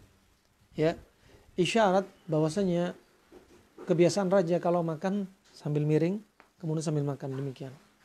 Nah, sehingga kita nggak boleh menyerupai mereka, orang-orang yang sombong, nggak boleh menyerupai syaitan, nggak boleh menyerupai orang kafir, ahlul kitab, nggak boleh menyerupai mereka. Justru kita harus menyelisih, ya, harus menyelisih. Lah terus bagaimana makannya Nabi SAW? Makannya Nabi SAW yaitu apa? Iqa, sebagaimana dari hadis Anas bin Malik dan hadis yang lainnya, Nabi kalau makan iqa. Ini posisi makan Nabi SAW. Ya, iqa. Kalau kita lihat dari awal sampai akhir, dari awal baca bismillah, kemudian makan berjamaah, kemudian makan pakai tangan kanan, kemudian makan pakai 3 jari, kemudian bisa makan sambil ngobrol, kemudian juga makan dari yang terdekat, kemudian yang berikutnya kalau ada makanan jatuh diambil selama itu bersih, kemudian berikutnya pula semua adab makan ini dilakukan, ya, maka itu dapat pahala yang Masya Allah. Dalam makan saja sunnah, berapa sunnah kita amalkan. Termasuk di sini duduknya Nabi. Berarti bagaimana Nabi kalau makan? Yaitu iqa. Iqa diartikan oleh Ibnu Qayyim dan para ulama di zaman sekarang, duduknya seperti apa? Duduknya seorang hamba. Kita menghambakan diri di hadapan Allah ketika kita sedang makan. Mendapat nikmat Allah, kita merendah di hadapan Allah. Ya. Duduknya bagaimana?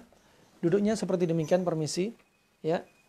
Ini kita makannya nggak di atas kursi, duduknya seperti ini, tapi makannya di bawah. Karena Nabi seringnya makannya di bawah. Kalau Anda lihat orang Arab, dari miskinnya sampai kayanya, sampai zaman sekarang, mayoritas mereka makan di bawah. Kenapa? Karena mereka turun-temurun. Ya, turun-temurun. Dan itu lebih sempurna. Lebih sempurna dari siapa? Anatomi, fisiologi, pencernaan kita. Dari lambung kita yang bentuknya, ya, demikian.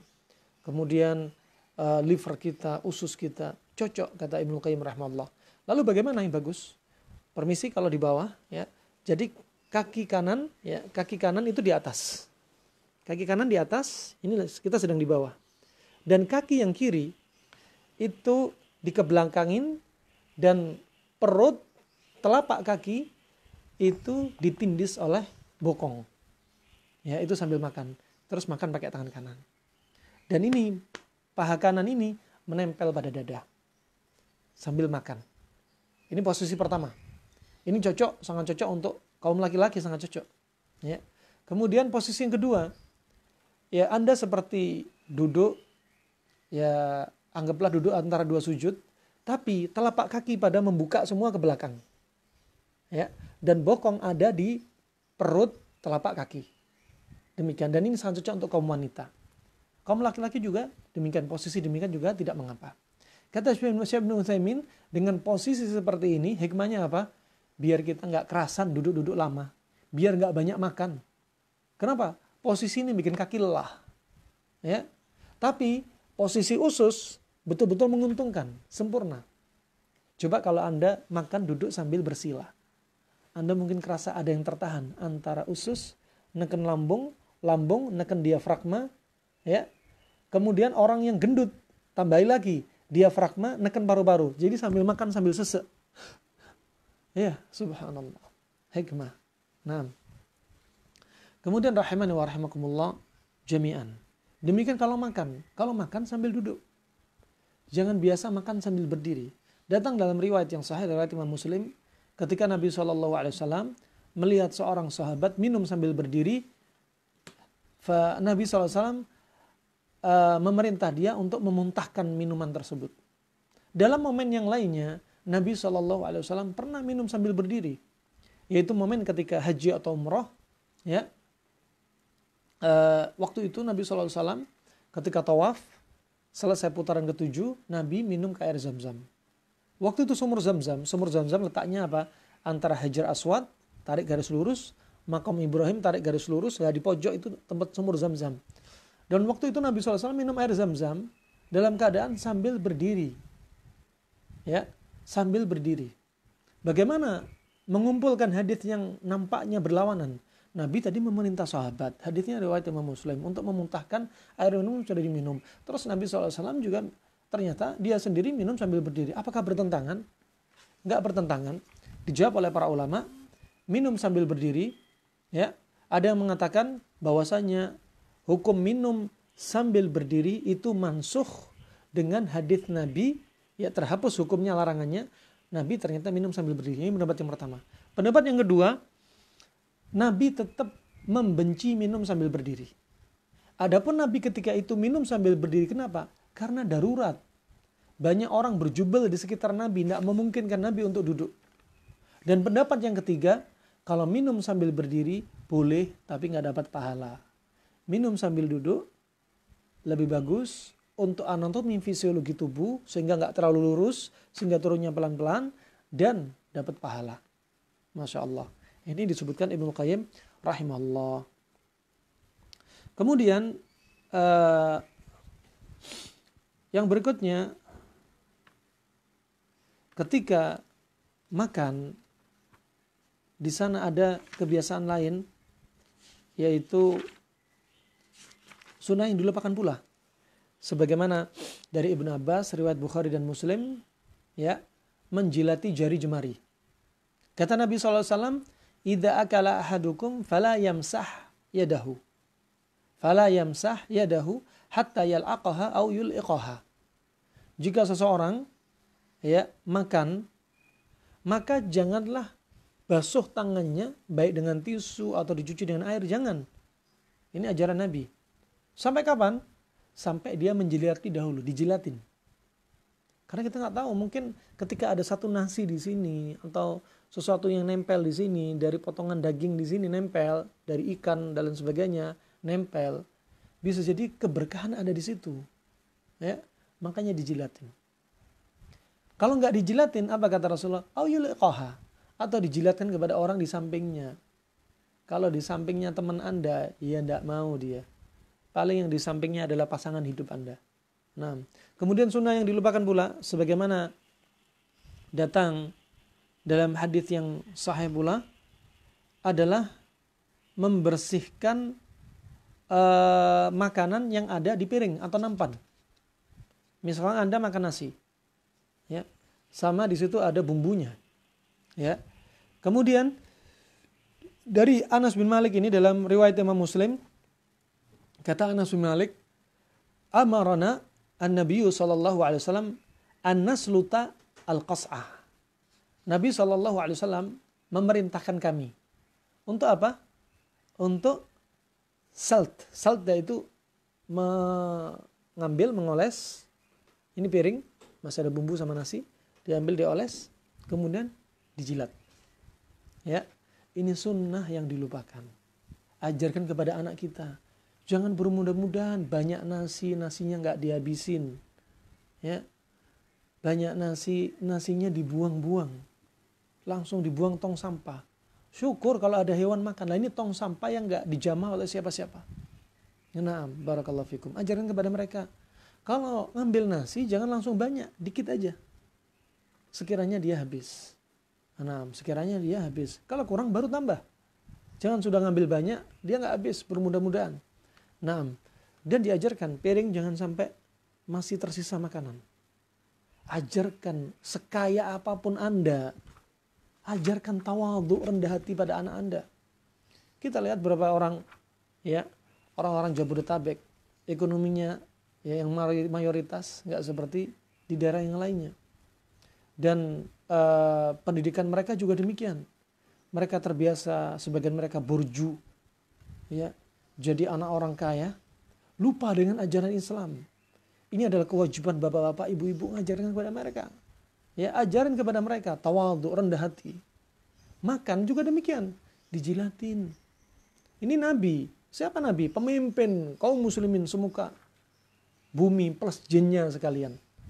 Ya, dipimpin oleh Nabi, tapi Nabi tawadhu. Makan piring diperintah untuk apa? Dibersihkan. Makan dibawa bersama para sahabatnya, tidak makan sendiri-sendiri. Makan dibawa bersama para sahabatnya, ngobrol dengan sahabatnya, kayanya, miskinnya. Tidak pilih-pilih teman. Ya, kalau teman-teman soleh silakan pilih. Artinya pilih teman-teman tidak kaya, tidak miskin, semua jadi satu. Ya, barakallahu fikum. Dan ini adalah merupakan hikmah yang diajarkan Nabi SAW. Kemudian rahimani wa rahimakumullah, ya, ketika makan, ketika Anda makan, jangan lupa mendoakan orang yang ngasih makan kita. Ya, orang yang ngasih makan kita. Juga ketika kita sudah makan, ya, hendaknya kita baca doa setelah makan. Baca doa setelah makan. Ya, doa setelah makan sangat banyak. Lafadznya sangat banyak. Silakan Anda memilih, ya, doa yang Anda sukai, silakan. Atau kadang doa yang ini, doa itu. Bukan setelah makan baca alhamdulillah gitu saja, bukan. Bukan alhamdulillah. Ada alhamdulillah tapi panjang. Harus Anda hafalin. Jangan setelah makan alhamdulillah. Bukan. Ya, tapi Anda hafalin, ada doa-doa khusus yang datang dari Nabi SAW. Ini adapun yang biasa kami hafal, ya. Sebagaimana datang dari Mu'ad bin Anas dari bapaknya, ya, Anas bin Malik, bahwasanya Rasulullah SAW telah bersabda, "Man akala ta'aman faqal," barang siapa makan satu makanan kemudian dia berdoa, "Alhamdulillahilladzi at'amani hadza wa razaqanihi min ghairi haulin minni wala quwwah, ghufira lahu ma taqaddama min dzambih." Ya, barang siapa baca doa ini setelah makan, alhamdulillah, segala puji syukur bagi Allah Subhanahu wa taala yang Dia telah memberiku makan. Dia yang telah memberikan aku rizki, yang aku tidak punya kekuatan, kemampuan. Dia yang memberikan. Ya, maka setelah dia baca doa ini, setelah makan, Allah ampuni dosa-dosa dia yang telah lalu. Coba, nikmatnya. Makan enak, ya, sehat, kemudian makannya sambil menjalankan semua sunnah diamalkan, dapat pahala, plus dosanya diampuni, ya subhanallah. Ya, dosanya diampuni, dosa-dosa yang telah lalu, dosa kecil. Hadis ini riwayat Imam Tirmidzi, Ibnu Majah, dan dihasankan oleh Syekh Albani rahimahullah. Kemudian ketika makan tadi,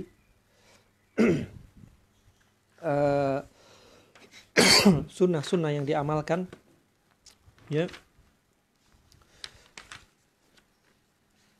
Dan larangan yang diajarkan Nabi SAW, hendaknya apa yang diperintah diajarkan, diamalkan. Apa yang dilarang, ya jangan diamalkan. Apa yang dilarang jangan diamalkan. Begitu pula apa yang tidak diajarkan Nabi dalam perkara ibadah, jangan diamalkan. Barakallahu fikum. Dan kemudian air kesukaan Nabi. Nabi SAW, ya, ternyata suka air tertentu. Ya. Sebagaimana diriwayatkan oleh Aisyah radhiyallahu anha dalam hadis yang sahih riwayat Tirmidzi rahimahullah, bahwasanya kata Aisyah radhiyallahu anha, kana ahabbu asyarabi ila Rasulillah sallallahu alaihi wasallam al-barida al-halwa. Kata Aisyah radhiyallahu anha, dahulu Nabi sallallahu alaihi wasallam itu sangat suka minuman yang dingin dan manis. Ya, dingin dan manis. Seperti apa? Air nabid. Nabid disukai Nabi SAW. Ketika malamnya bikin air nabid, kurma dengan air, gak usah direbus, direndam aja.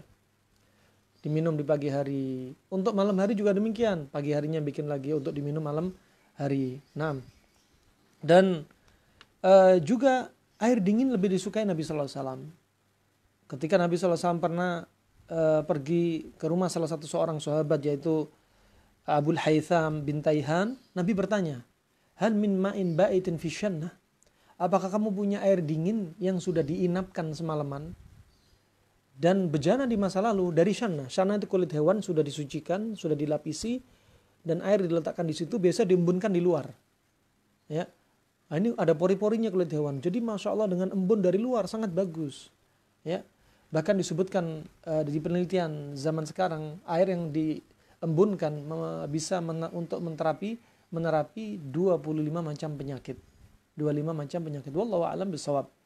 Nah, dan ini kesukaan air Nabi, air dingin. Tapi ingat, bukan air kulkas, bukan air dispenser. Air kulkas, dispenser sah-sah saja. Halal-halal saja. Tapi jangan terlalu sering. Dokter ahli jantung mengatakan 75 atau 80% penderita jantung koroner karena mereka sering konsumsi es, air dingin. Di zaman Nabi SAW air dinginnya bagaimana? Air dinginnya pakai syannah, yaitu kulit hewan yang sudah dibentuk seperti bejana, kemudian dilapisin kain, disiram air, sehingga apa? Awet dinginnya. Awet dinginnya. Ya. Lain kalau dinginnya karena proses kimia, proses elektrik seperti ini, sangat membahayakan. Sangat membahayakan. Wallahu a'lam bishawab.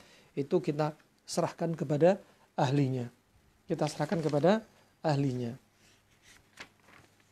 Tayyib, barakallahu fikum. Insyaallah itu yang bisa kita sampaikan. Selanjutnya mungkin ada pertanyaan, tanya jawab, dipersilahkan. Jika ada tanya jawab, dipersilahkan.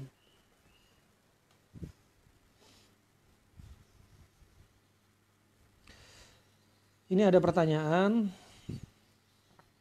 dari jamaah, ya. Pertanyaan pertama, bismillah, saat wudhu di kamar mandi bolehkah baca bismillah? Dan saat bersin wajibkah kita mengucapkan alhamdulillah saat di kamar mandi? Pertanyaan sangat bagus. Baca bismillah di kamar mandi tidak boleh. Kalau Anda niat wudhu sebelum mandi, Anda memang sudah ada niat wudhu di dalam kamar mandi, udah baca bismillahnya di luar, ya, baca bismillah di luar, ya. Dan demikian hukumnya baca bismillah sebelum wudhu itu sunnah, ya, sunnah. Makanya kalaupun Anda nggak baca bismillah di dalam kamar mandi itu tidak mengapa, ya, tidak mengapa, tidak mengapa, tidak membatalkan wudhu Anda. Jangan sampai salah paham, ya. Kalau pengen baca bismillah ya di luar kamar mandi baca bismillah, wudhunya di dalam. Nggak boleh kita dzikir di dalam kamar mandi. Begitu pula ketika bersin. Ketika bersin baca alhamdulillah. Tidak datang dari Nabi SAW ketika bersin baca alhamdulillah. Ketika, ya, nggak tahu bahasa Indonesianya gimana nih. Kalau gelegeen, hampir kayak sendawa. Sendawa, permisi ada suara, Permisi, ini contoh saja untuk memahamkan. Ya, bahasa Jawanya gelegean. Kemudian baca alhamdulillah. Ini nggak ada sunnahnya dari Nabi. Ya, sendawa ya yang seperti ini ya nggak boleh baca Bismillah. Alhamdulillah nggak boleh. Begitu pula ketika bersin. Ketika bersin biasanya orang bukan baca alhamdulillah. Ya, kadang ada yang baca alhamdulillah. Bersin hajim. Ya, misalkan alhamdulillah. Ya, kadang kalau kebiasaan orang lain ketika bersin hajim gitu ya. Kemudian dia baca apa? A'udzubillahi minasyaitonirrajim. Ya, a'udzubillahi minasyaitonirrajim. Atau ketika menguap. Ya, ketika menguap ya, dia baca a'udzubillahi minasyaitonirrajim. Kenapa? Karena ketika menguap dibuka, setan mentertawakan dia. Sehingga dia baca apa? A'udzubillahi minasyaitonirrajim. Ini nggak ada dalilnya, karena butuh dalil khusus. Tapi kalau Anda lakukan sesekali, ketika sendawa, alhamdulillah. Tapi ingat, jangan diniatkan ini sunnah dari Nabi. Gelegean atau sendawa ini, keluar suara, dia baca alhamdulillah, diniatkan apa? Mensyukuri nikmat Allah. Itu tidak mengapa. Asal jangan apa? Asal jangan bilang, ini sunnah khusus dari Nabi, kalau sendawa baca alhamdulillah. Gak ada datang dalil sahih. Berarti gak boleh diamalin. Tapi kalau Anda gak berniat ini dari Nabi, cuma apa? Ya sesekali saja, bukan menjadikan rutinitas. Alhamdulillah sendawa. Dengan sendawa nyaman. Alhamdulillah. Dapat nikmat Allah. Alhamdulillah. Ya, begitu pula ketika bersin. Adam alaihissalam ketika rohnya pertama kali dimasukkan, yang pertama kali terjadi pada Adam alaihissalam apa? Beliau bersin. Ya, beliau bersin. Ya, makanya ketika bersin berdoa. Ya, doanya apa ketika bersin? Baca apa? Alhamdulillah. Ya, alhamdulillah. Nah, sehingga mereka menjadikan dalil ketika bersin baca alhamdulillah. Tapi ini bukan sunnah, nggak masuk dalil khusus. Ya, ketika bersin baca ketika bersin alhamdulillah, ini sunnah khusus ya, maaf. Bersin alhamdulillah ini sunnah. Ya, tadi pertanyaan di kamar mandi nggak boleh zikir kamar mandi. Ya, zikir kamar mandi tidak diperbolehkan. Ya, kalau bersin sunnahnya ada alhamdulillah. Tapi ketika sendawa baca alhamdulillah nggak ada sunnahnya. Kemudian ketika menguap, a'udzubillahi minasyaitonirrajim. Lah ini nggak ada dalilnya. Khusus nggak ada. Tapi kalau sesekali kita ingin berlindung kepada Allah dari gangguan setan, ya semacam ini, a'udzubillahi minasyaitonirrajim, mutlak begitu saja, itu tidak mengapa. Ya, bersin di kamar mandi nggak usah diucapkan alhamdulillah. Begitu pula wudu, barakallahu fikum. Dan harap dimaklumi jika ada salah ucap yang barusan terlewat. Kemudian bismillah afan Ustadz saat lupa membaca doa sebelum berhubungan. Bolehkah membaca doa saat berhubungan karena baru ingat? Wallahu a'lam. Ya. Ketika berhubungan, ketika di tengah aktivitas berhubungan dia baru ingat. Wallahu a'lam. Dzahir insyaallah yang saya yakini boleh. Ya. Boleh. Bismillah Allahumma jannibna syaitan wa jannibi syaitan ma razaqtana. Boleh. Tapi kalau doa bismillahi awalahu akhirahu, ini enggak ada. Ini khusus untuk makan, ya. Khusus untuk makan. Kemudian ada pertanyaan, saat saya hamil usia kandungan 13 pekan dan melakukan pekerjaan rumah sendiri suka merasa lelah dan terkadang pusing berat dan memiliki asam lambung suka berdebar. Saya belum berpuasa dari awal tapi merasa berdosa karena tidak mencoba dulu dan tidak merasa mampu. Dan bagaimana hukumnya Ustadz? Dan apakah saran menu sahur buka untuk ibu hamil? Tidak wajib untuk ibu hamil menyusui. Ya, ada pilihan lain. Para ulama khilaf, dari ibu menyusui ibu hamil ada 5 khilaf, perbedaan pendapat. Ya, ada perbedaan 5 pendapat. Ya, maka Anda nggak wajib untuk berpuasa karena khawatir apa? Membahayakan juga si janin. Ya, kalau Anda kuat, Anda lihat Anda kuat, sebenarnya kurma juga nutrisi. Ya, bagus untuk si janin. Ya, kurma nutrisi untuk si janin. Kaya akan nutrisi, vitamin, kalori, ya. Ada pada kurma. Naam. Tapi demikian fattaqullah mastata'tum. Ya, bertakwalah kepada Allah semampu Anda. Kalau kira-kira membahayakan untuk janin ya sudah, enggak usah puasa. Nggak usah puasa, apalagi lemes, sakit mah, ya khawatir janinnya, ya Anda sakit mah, jantung berdebar, ya tensi bisa naik, punggung sakit, ya mual. Dalam keadaan Anda menahan rasa sakit, tensi bisa naik, pengaruh untuk janin, ya pengaruh untuk janin. Jangan dipaksakan, ya ikuti alur alaminya tubuh, ya. Barakallahu fikum. Saat pandemi, bagaimana kita bisa mengamalkan sunnah makan berjamaah dengan keluarga? Apakah memungkinkan?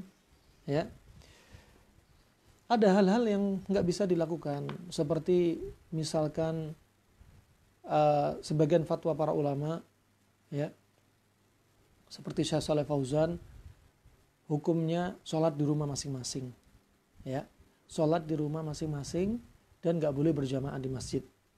Sebagian ulama yang lainnya seperti Syekh Sulaiman Ruhaili, ya, boleh sholat di masjid tapi dengan syarat, ya, soft distancing. Asal hukumnya tidak boleh, asal hukumnya haram, tapi karena darurat, ya. Ini perkara-perkara fiqhiyah, perkara fikih yang khilaf para ulama. Kita lihat maslahat, mafsadah, baiknya dan buruknya. Kadang kita nggak tahu orang sehat ternyata ada wabah corona, ya. Jikalau hal ini tidak bisa dipraktekkan, sudah makan sendiri-sendiri, ya. Atau makan yang berjamaah yang memang dia sering kumpul di rumah, suami istri kumpul di rumah, nggak ada orang lain, ya, sama-sama sehatnya di rumah terus, ya sudah, baik sangka ini sama-sama sehat, tidak mengapa. Yang jelas, ya lihat kapan kita bisa mengamalkan sunnah, kapan kita tidak bisa mengamalkan sunnah. Kemudian misalkan untuk anak-anak ada menu yang mereka sukai namun letaknya agak jauh dari posisi mereka untuk menggapainya. Bagaimana kita menyikapi? Apakah menegur mereka untuk mengambil makanan terdekat? Ya diambilin, tidak mengapa. Ya diambilin. Yang jelas dia tidak tetish. Dia loncat sambil berdiri ambil ke sana. Tetap duduk sambil dengan adab. Bilang kepada orang yang terdekat dari makanan tersebut, ya, untuk kemudian diambilkan. Barakallahu fikum. Apakah posisi makan dengan menaikkan kaki kanan tersebut ahsan dilakukan di masyarakat sosial Indonesia sini ya Ustadz? Afan anak khawatir menyelisih adab sosial masyarakat. Naam, tidak mengapa. Sudah bukan aneh. Kecuali mungkin Anda di restoran yang semuanya pakai meja, tidak mungkin Anda cari tikar duduk di bawah. Justru fitnah. Justru timbul fitnah. Ya mungkin Anda bisa praktekkan ini di rumah atau mungkin di musola, di masjid yang mereka memang biasa makan di bawah, ya silakan. Kalau makan di restoran, ada mungkin sebagian restoran Arab, ya restoran Arab mereka menyediakan ada kursi, ada lesehan, ya itu karena memang adat mereka. Yang demikian tidak mengapa, ya untuk dipraktekkan. Adapun jika tidak memungkinkan untuk dipraktekkan makan di bawah, ya jangan. Kebiasaan urufnya, kebiasaan orang makan di atas meja, kemudian Anda di bawah, malah dianggap aneh. Fitnah. Dipikir kita orang aneh, orang keras, dipikir kita ini sok rendah hati, sok macam-macam, atau cari muka, atau pengin viral. Jangan, ya. Lakukan sesuai dengan uruf, ya, urufnya.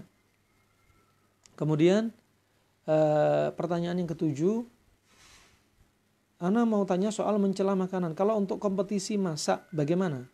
Kan jurinya harus mencicipi dan menilai makanan. Ya ini ketika dibutuhkan, ya. Karena dibutuhkan untuk ahli, misalkan ahli masak. Ya, untuk mendapatkan resep yang bagus, ya terpaksa dia harus menilai. Ya. Ada saatnya sesuatu itu boleh disampaikan. Misalkan ada di sini bapak ibu-ibu punya anak. Anak ibu sudah umur 25, siap nikah. Mau dicarikan pasangan wanita. Ya. Apakah begitu saja Anda carikan pasangan? Pasti bapak ibu cari info ke orang tua mereka, tetangga mereka, sahabat si wanita ini, tanyai, wanita ini kejelekannya apa? Punya cacat apa enggak? Egois apa enggak? Mudah marah apa enggak? Sayang pada anak-anak apa enggak? Pasti ibu-ibu tanya. Kenapa? Karena dibutuhkan. Juri juga demikian, komen karena dibutuhkan. Seperti polisi ingin menangkap si tersangka. Apakah polisi selalu berbaik sangka? Enggak. Pasti disebutkan, polisi tanya kejahatannya apa saja, apa sudah dia lakukan. Hakim juga demikian. Nah, hakim juga demikian. Kenapa? Ketika dibutuhkan. Nah, demikian insyaallah. Itu barangkali ada sisa pertanyaan, dipersilahkan. Barakallahu fikum.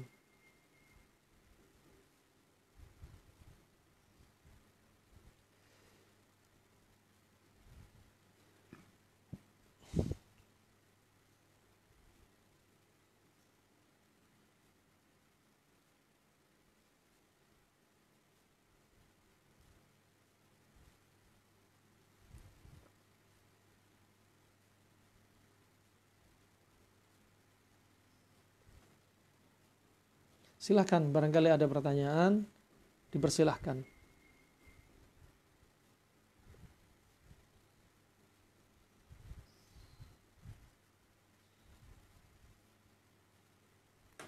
Tafadhol kalau ada pertanyaan. Kalau nggak ada pertanyaan, kita tutup saja insyaallah.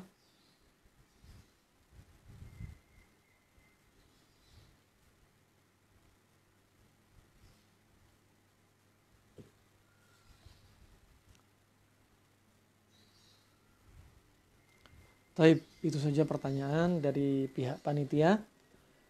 Sudah menyampaikan, sudah tidak ada pertanyaan, dan semoga materi yang kita sampaikan bermanfaat. Ya, tidak ada maksud apapun dari apa yang kami sampaikan kecuali kebaikan.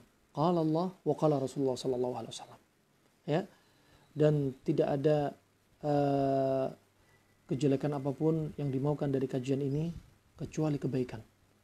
Maka senantiasalah berprasangka baik kepada saudara Anda, siapapun saudara Anda yang menyampaikan kebaikan, qala Allah wa qala Rasulullah sallallahu alaihi wasallam. Ya, jika ada kebaikan, qala Allah qala Rasulullah, sama sekali jangan ditolak. Ya, walaupun itu pahit menurut kita. Walaupun itu kadang enggak cocok menurut kita, ya itulah qala Allah wa qala Rasulullah sallallahu alaihi wasallam. Ya. Ini prinsip dalam kita beragama. Kita berharap ya, kita berjumpa dengan Rasulullah sallallahu alaihi wasallam di padang mahsyar. Ya, ingat, orang yang paling dekat dengan Rasulullah di padang mahsyar adalah mereka yang giat selalu beramal ikhlas dan mutaba'ah, mengikuti ajaran Nabi sallallahu alaihi wasallam. Ya. Dan jikalau ada kekurangan, kesalahan dari materi apa yang saya sampaikan, harap dimaklumi. Jika ada benarnya dari Allah semata. Jika ada benarnya dari Allah semata. Nah, jika ada benarnya dari Allah semata. Dan nah, ini ada pertanyaan satu lagi nih. Kalau air kurma di zaman sekarang baiknya didiamkan di luar saja, tidak mengapa. Ya, kalau air kurma didiamkan di luar nggak mengapa, bagus, nggak masalah. Ya, yang jelas tutupnya tetap ditutup karena khawatir ada hewan yang masuk. Ya, tetap ditutup. Dan perlu diketahui, air nabid cepat diminum, dikonsumsi. Jangan lebih dari 2 atau 3 hari. Karena air nabid, jika lebih 2 atau 3 hari, terutama di zaman Nabi, mereka dulu pakai labu parang. Labu parang dilubangin, air rendaman kurma dimasukkan di dalam labu parang. Air rendaman kurma dimasukkan dalam labu parang, ini proses fermentasinya sangat cepat dan alkoholisasinya cepat. Hitungan 2 hari 3 hari sudah memabukkan. Kami sampaikan ini untuk memberikan warning, bukan untuk diamalkan. Ini sudah untuk orang berbuat haram, makan haram, minum haram, mudah sekali. Ya. Nah, jadi air nabid ini sudah bisa berubah menjadi khamar yang memabukkan. Itu saja ya Bapak Ibu-ibu yang ada di majelis kajian taklim guys, sekali lagi jika ada kekurangan harap dimaklumi, jika ada benarnya dari Allah semata. Dari Allah semata. Sekali lagi, tidak ada kebencian apapun dari kami, dan kami hanya ingin menyampaikan qala Allah wa qala Rasulullah sallallahu alaihi wasallam. Kami katakan termasuk sunnah antara kita juga, ya. Jika senang dengan seseorang, ucapkan inni uhibbukum fillah. Ya. Malaikat akan menjawab ucapan kita. Mengaminkan. Kita katakan, kami sayang Anda semua karena Allah Subhanahu wa taala. Ya, karena Allah Subhanahu wa taala. Wabillahi taufiq wal hidayah. Subhanakallahumma wa bihamdik, Asyhadu an la ilaha illa anta astaghfiruka wa atubu ilaik. Wassalamualaikum warahmatullahi wabarakatuh. Insyaallah kita berjumpa dalam pertemuan berikutnya. Pertemuan ketiga masih dalam kajian Tibbun Nabawi dengan topik yang lain biidznillah. Kita lihat pengumumannya dari panitia. Wassalamualaikum warahmatullahi wabarakatuh.